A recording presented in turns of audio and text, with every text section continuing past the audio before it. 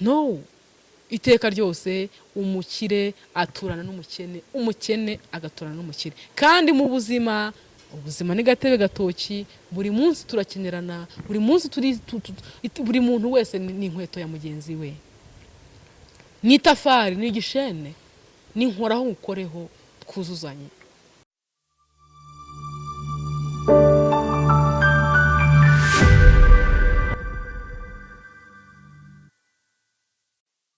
Amahoro y'Imana akunze wa Sherina TV, murasuzwa na Sherina, kamikazi w'Abanyarwanda. Nizere ko mumeze neza rero, bantu mudukurikiye muri ryo hano hatandukanye, impande n'impande z'igihugu no kuri mwese, nabasuhuje cyane. Comment zanyu nziza zintera kubakunda cyane, kandi koko ngo ibintu naba nimwe nkorera mudahari sinabaho, namwe mudahari rwose sinabaho, kandi nizere ko nanjye nahari mwe mwabaho. Byandike muri comment, sibyo mwe mwabahaye no. So urumva rero ko nyine ubuzima ni magirirane. Umunyarwanda ari umuhanga ngo ubuzima ni gatebe gatoki. Ngaye nguko rero umunsi wa none ngira ngo mushaka kwibaza muti noneho se Sherina TV nubuye busobanuro bw'ijambo hagiye kuduhereza. Ese ijambo ni irihe yaduhitiyemo? Uyu munsi wa none narabijeje ndababwira nti please mwandika muri comment mugahuriza ku ijambo runaka mushaka ko mbakoreraho research usobanuro bwimbitse kuri ryo, nzajya mfata iryo jambo. Hanyuma rero nanjye nshaka kuvuga nti kubera amarangamutima yanjye nanjye numva koko iri jambo naribabwira kugira ngo tugendere hamwe, tugendane neza,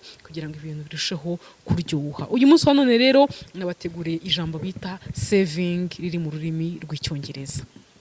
Nimvuga saving umuntu ashaka gutavuga ngo noneho se saving niki, bivuga mu Kinyarwanda Sherina. Saving ubundi ni ijambo riri mu rurimi rw'icyongereza, abanyeshuri benshi ngira ngo murarizi. Mu Kinyarwanda aho tukavuga tuti ni ukwizigama, ubwizigame, kwizigamira, kwiyima, ukima buri kimwe mu byawe wakoreye waruhiye, ukima ukavuga uti kubw'imbere hazaza hanjye, kubw'icyo nshaka kuzagura mu minsi y'imbere, reka nizigamire, reka amafaranga nyabike, reka nyabike kure, hanyuma bigende neza, hanyuma ibintu bikomeze kurushaho kuryoha.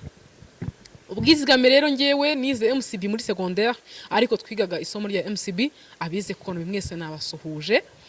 Ngira ngo saving twayizeho mu buryo butandukanye, twayizeho nka chapitre imwe, ariko ndababwiye ngo iyo chapitre yari nini byatari.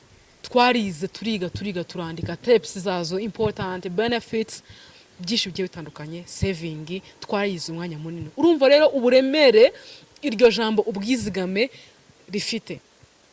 Ubwizigame twagiye tuburirimbirwa mu ndirimbo n'abahanzi benshi bagiye batandukanye Abanyarwanda dukunda, twongera kuyumva mu bigo by'amashuri barayitwigisha cyane. Ubukangurambaga muri societe bwabayeho, tunashimira leta yacu y'u Rwanda nziza y'amahoro, batwigishije saving, ubwizigamire, babikora babinyujije mu kwizigama mu miryango myinshi igiye itandukanye. Bagiye bafungura nk'amakoperative, kwibumbira hamwe mu mashirahamwe, bagiye batwigisha uburyo ki bwo kwizigamira mu mibereho y'abantu, bongera kutwereka uburyo ki abantu bashaka gukora ibibina, amatsinda, kugira ngo bizigame. Urumva ko rero ubwizigame bwashyizwemo imbaraga kubera ko ni ikintu gisanzwe, ni ikintu kandi gifite imbaraga. Ubwizigame cyangwa se saving ni ijambo umuntu ashaka kuvuga mu buryo bworoshye, ariko nanone kwizigama kwiza bisobanura umukire w'ahazaza. Mu bushakashatsi nakoze mu bitabo bigiye bitandukanye nasomye, bugaragaza ko saving bisobanura ngo ni umuherwe w'ahazaza. Ubwizigame means umuherwe w'ahazaza. Kwizigama, kwiyima bisobanuye umuherwe w'ahazaza. Ngo ejo heza haraharanirwa. Ntibiyibagije wa mugani w'Abanyarwanda bavuze ngo nta kure Imana itageza umuntu. Nibyo koko nta kure Imana itageza umuntu, ariko Abanyarwandakazi ndabamenyesha ko Imana ifasha uwifashije. Izagusanga hehe kugira ngo igufashe? Izahera kuki? Ntago amafaranga tuyashaka ngo tuyakoze bibi, turashaka kugira ngo tuyasavinge, tuyikemuzemo ibibazo. Ariko nanone amafaranga turayashaka, ntago dushaka. Iyo twayagezeho turayabona nayo akatubona, ahasigaye tukarebana. ntago akazi kadushaka, no. Ntago waryama ngo akazi karaza, no. Uragenda ukajya mu kizamini cy'akazi baguhamagayemo wumvishe wenda hari ahantu bari gutanga akazi, ukajya muri interview cyakora wenda before kugenda ushaka kugenda ukaca muri chapeli, abandi bakaca mu nsengero, abandi bagasengera mu rugo, ukavuga uti abandi ku musigiti bakavuga ati Mana ya Abraham ngiye muri interview ungenda imbere umpe gutsinda. Ariko ntago uzaba uryamye ngo Mana ngo na interview ndayikweretse ngo uzampe kwitsinda na interview wajya gukora. Nibyo koko umuntu ashaka kuvuka agasanga mu rugo hari ibintu umuntu afite chance, ndabyemera pe. Chance zibaho, amahirwe abaho. Ariko uzabirebe neza, urebe uriya mwana wo mu bakire ko ashobora kunganya amafaranga na papa we. Ntabwo bishoboka. Kubera ko niba warakuriye mu bintu nyine wabikuriyemo, ntago wamera nka papa oya. Papa afite saving ye. Muri bya bindi ya savinze nibyo ari kugukoreramo akaguhereza. Bitandukanye rero na papa we noneho wa wundi nyirabyo nimwe uri kugukoreramo. Aje gushira hari business akavuga ati mwana wanjye business ngiyi yinjiremo ukore ushaka amafaranga kandi usizigame. Ariko papa kugira ngo business ikorwe we yara savings icyo gihe imbere na mbere yarabanje akora saving, ategura ubuherwe bw'ahazaza. Umuntu acyumva saving acyumva ubwizigame aba yumva ari ikintu kiziraho gisanzwe kidakanganye, ariko mwabantu mwe Munyarwanda abanyarwandakazi riri jambo ubwizigame rirakomeye. Ahantu hose ubwizigame buraza. Kabone niyo uri mu diaspora ukadesida kuvuga ngo ngiye muri Amerika gushaka amafaranga, nta bwizigame ugira, iterambere ryaho riri kure nk'izuba. Mbere na mbere ugomba kwanza ukamenya ndasevinga nte, ndizigama nte. Pe ubwizigame nabusanzwe n'irindi jambo nzababwira ejo bundi bwo guceceka. Ijambo guceceka, ceceka. Stop, hagarara, ceceka. Ceceka, ihorere. Ntugire ikindi kintu wadingaho. Ntugire ikindi kintu wongeraho, nakubwira nabi, nagutuka, nagukubita, umwihorere, ntuvuge. Ni impano idasanzwe umuntu avukana. Ni impano Imana itahaye abantu bose. Kubera ko ari umuntu udashaka guceceka. Hari umuntu ubona ikintu ntaceceke akavuga uko byagenda kose. Hari umuntu utazi kubika ibanga. Ni impano Imana agiye yihera abantu ijambo guceceka. Ubihuza na saving rero, kubera ko saving ntago ari ikintu umuntu wese ashoboye. Ukorera 100 ugasevinga 1000 cyangwa ukarya yose. Ntago rero abantu twese dushoboye gusevinga. Ariko wagize amahirwe niba uri no gukora mu kazi kawe ka buri munsi, ntukajye usenya uruvuti Imana ntuzamfashe ntibazanyirukane. Oya, uzasenga uri kuvuga uti Imana nyigisha kwizigamira, kubera ko kwizigamira niyo ntambwe ya mbere ikugeza kuri ubwo bukire bw'isi iteka ryose uhora ushakisha. Bwa bundi buzakwicaza imbere mu bukwe, bwa bundi buzatuma society kubaha, bwa bundi buzatuma ugenda muri vewiti yawe witwaye. N'ahandi hantu bituruka mu gusevinga, mu bwizigame. Ijambo bwizigame umuntu akiryumva yakumva ari ijambo rituje riraho gusa ridafite icyo rimenshoninga. Ubusobanuro bwaryo ukumva nyine kwizigama no kwizigama. No, kwizigama si ukwizigama. Kwizigama bivuze ubukire bw'ahazaza, ubuherwe, kubaho neza ubuzima bwawe bwose bw'ahazaza.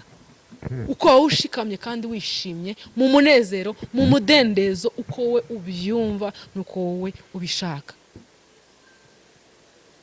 Ubwizigame bw'uyu munsi biragoye mu rubyiruko, mu bakuru, kubera ko bafite slogan ivuga ngo njyewe ngo nabapfuye ngo nakana ke ngo yarapfuye yarabisize. We yari afite impano yo gusevinga, yarasevinze arapfa arabisiga, asiga ibyo bintu. Anabiguhaye ngo bibemo ntago byakunda, ntago wazigeza muri top 10 y'abaherwe ku isi, kubera ko byanza bikunze we afite strategy yakoresheje muri saving. Ariko wowe wabibonye for free, uzabikipinga uteze. Nunabikipinga uko byamera kose bizabitandukanye na wa wundi wabyubatse. Niyo mpamvu uyu munsi none abana b'abakire cyangwa se abana wenda bavutse neza, bavutse mu miryango, banarezwe neza, atari no kuvuga ngo wenda ni mu muryango kwa mama na papa oya. Hari abana badoptwa murabizi, babandi bafashwa. Ariko ugasanga n'ubundi umuryango wagufashije nta kuntu wari wimereye, ariko ugasanga ushaka kugira ngo ubeho neza kurusha wa mwana uvuga mu muryango bagufashije, ugashaka nyine ibiciro wabyurije kuruta aho bari kugufasha. Icyo ni ikibazo gikomeye.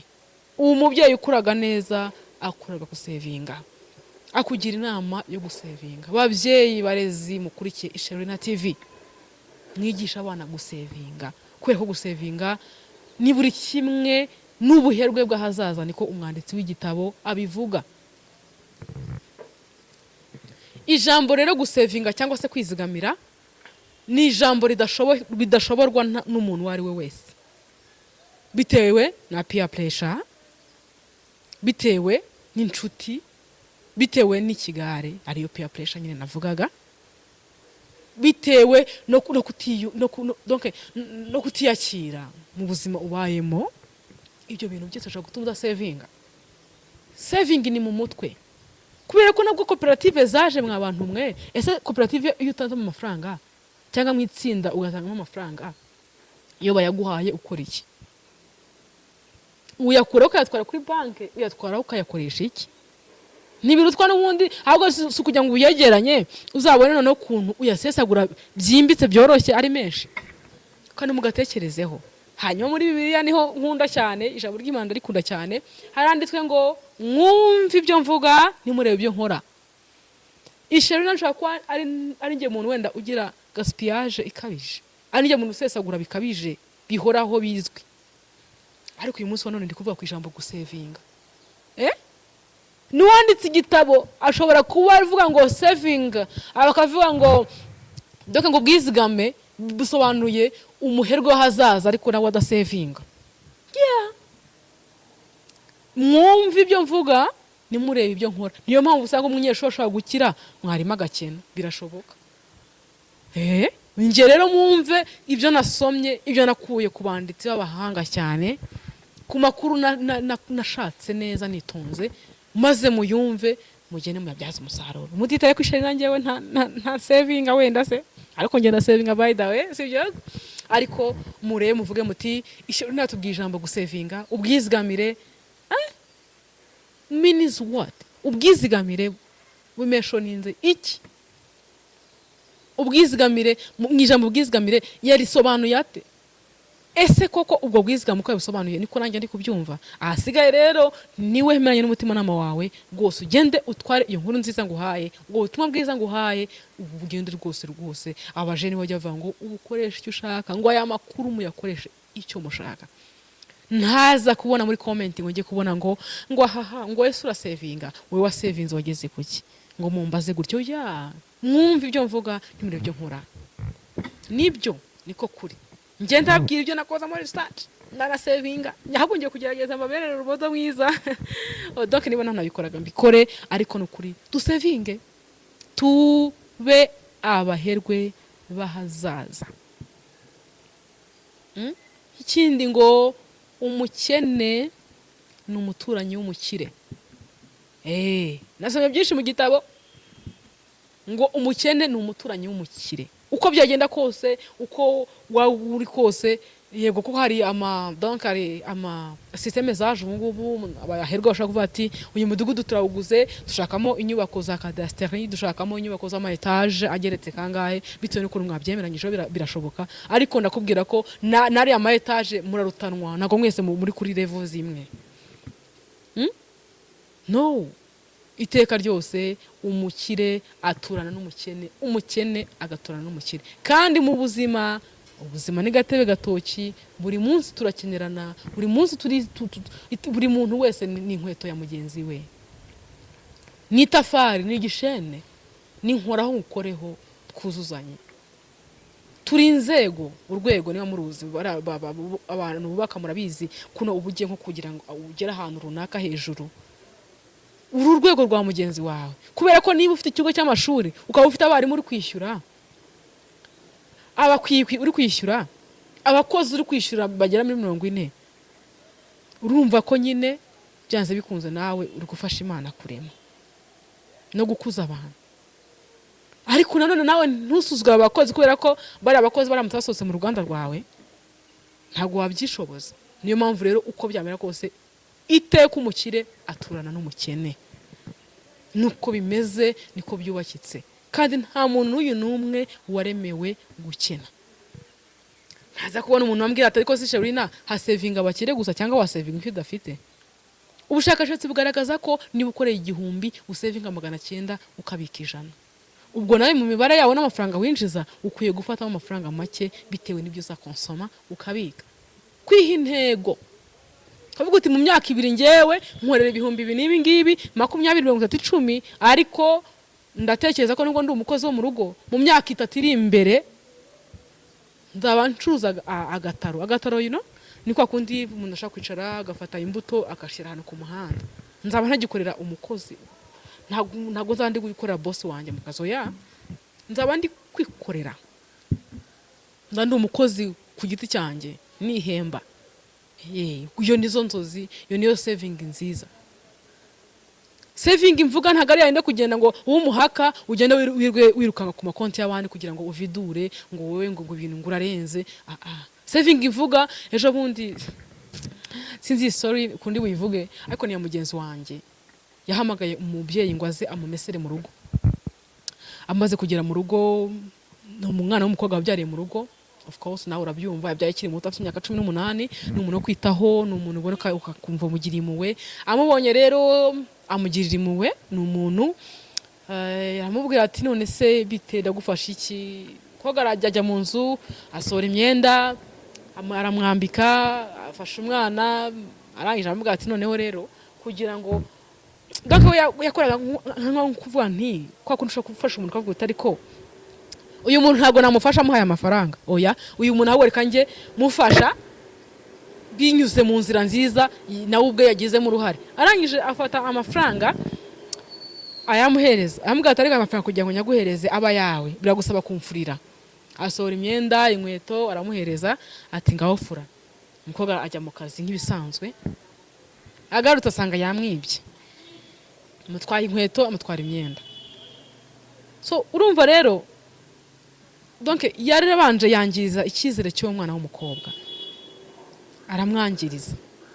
Amaze kumwangiriza icyizere bituma noneho nawe nta nundi muntu azagirira impuhwe umutima warangiritse of course ariko tumusabire ku Mana kugira ngo wa mutima mwiza izawumurekere azakomeza afasha abantu kubera ko gufasha ni igikorwa cyiza kameme sibyo.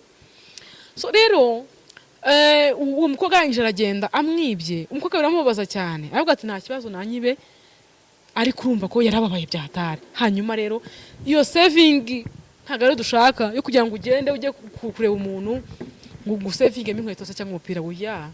Saving ni yandi yamuhembye nk'umuntu wamufuriye agafatamo 1,000 akagurira umwana ibikenewe agahaha andi akayabika. Nibwo buryo bwiza. Ntago Imana yaremye umukene n'umukire ahubwo yaremye umukozi irema n'umukoresha.